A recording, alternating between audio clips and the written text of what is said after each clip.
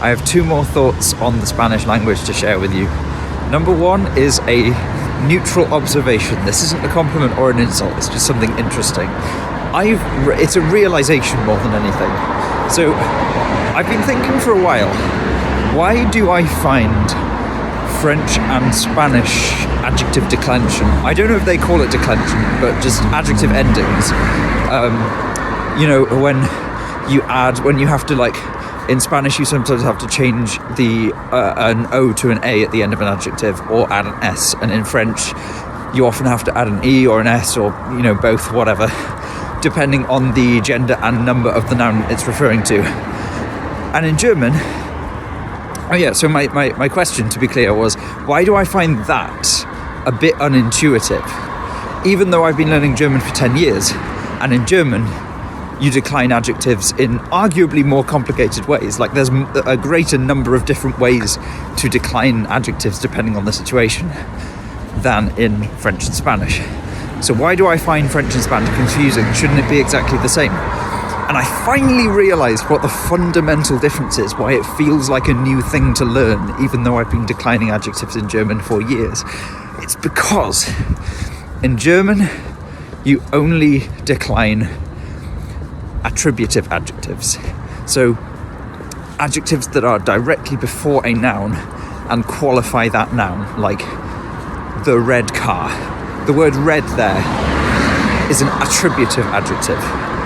It's qualifying an attribute of the noun that comes immediately after it. In German, that would be, for example, das rote Auto.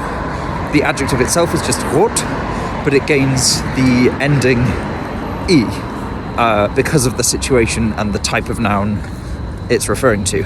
If it's a predicative adjective, which means it's not coming directly before a noun that it qualifies, but rather is a predicate complement.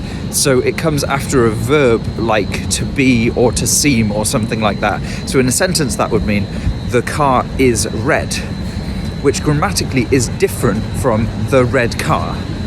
The car is red or the car seems red. In German, in that context, you wouldn't decline the adjective. It would just be das Auto ist rot. In that situation, in German, you don't decline the adjective. However, in French and Spanish, you do. I've realised that's the fundamental difference. That's why it feels like a different phenomenon to me, and why I'm having to relearn it sort of from the ground up, rather than just mapping my exact understanding of German adjective declension onto French and Spanish, which would make it a lot easier.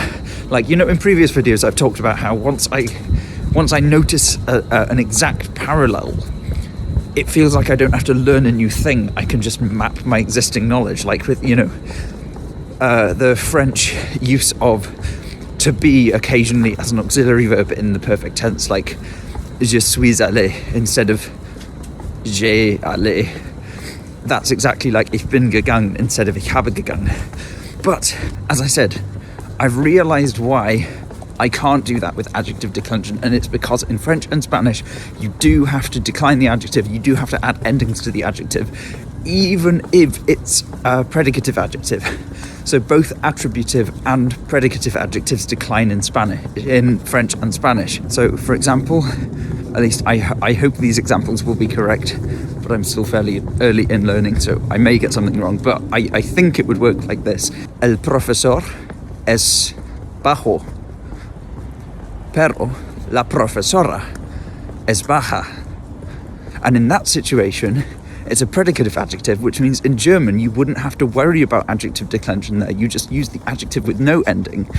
But in Spanish, you do have to think about the ending. The ending still changes. And I don't have the mental power to think of a French example off the top of my head. And also it'd be difficult to say it out loud, because sometimes you can't hear that the adjective has an ending. It just does in writing, and you have to believe it. But trust me, it's a similar thing in French, where both attributive and predicative adjectives have to decline, and that's what makes it a bit confusing. But I will learn it, I promise. It's actually a completely different day now. I think it's 2 days since I recorded the first part of this video, and I'm running to the library because it's 9:05 and I wanted to be there at 9.